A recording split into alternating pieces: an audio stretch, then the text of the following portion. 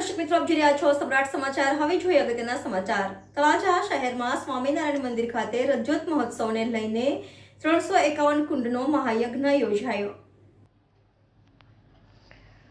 તળાજા શહેરમાં સ્વામિનારાયણ મંદિર ખાતે રજત જયંતિ મહોત્સવને લઈને આજે 351 કુંડનો મહાયજ્ઞ યોજાયો હતો।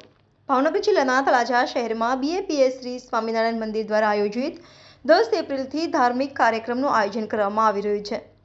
રાત્રિના સમયે વિવિધ પ્રકારના ધાર્મિક કાર્યક્રમ યોજવામાં આવી રહ્યા છે, ત્યારે આજે 351 કુંડનો મહાયજ્ઞ યોજાઈ રહ્યો છે।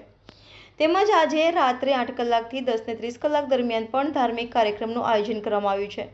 તેમજ બ્લડ ડોનેશન કેમ્પ સહિતના કાર્યક્રમો યોજાઈ રહ્યા છે। આ ધાર્મિક કાર્યક્રમો રામપરા રોડ ખાતે કોળી જ્ઞાતિની વાડી ખાતે યોજાઈ રહ્યા છે અને વિશાળ સંખ્યામાં લોકો ભગવાનના દર્શન કરી ધન્યતા અનુભવે છે। સમ્રાટ સમાચાર, તળાજા।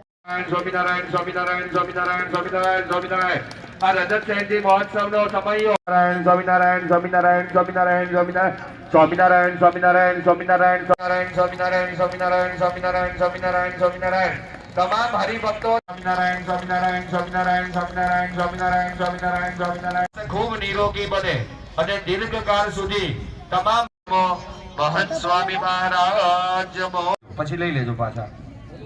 યજમાન સિવાયના બીજાને બેસવું હોય તો બે હાથ જોડી ભગવાન